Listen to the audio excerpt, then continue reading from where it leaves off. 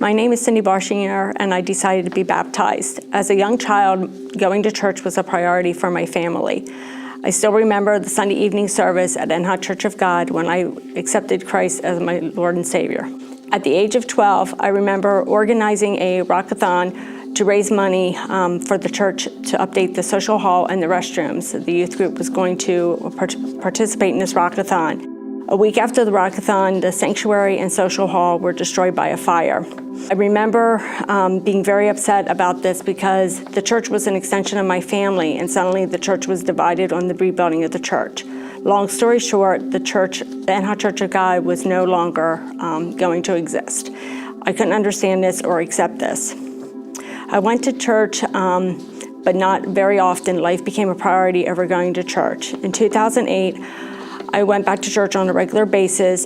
In 2012, I met Stephen, and in 2016, we moved to Wrightsville from Mount Joy. We spent several years trying to find a home church, and we were drawn back to Wrightsville Assembly of God because we felt like it was home and it was very inviting. In April of 2014, a month before Stephen and I were getting married, I was diagnosed with breast cancer. In January of 2017, I was diagnosed with multiple sclerosis, and in July of that year, my cancer came back.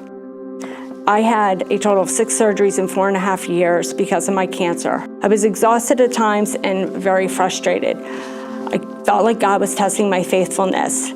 Stephen played a huge role in keeping me focused on God's love and my faith.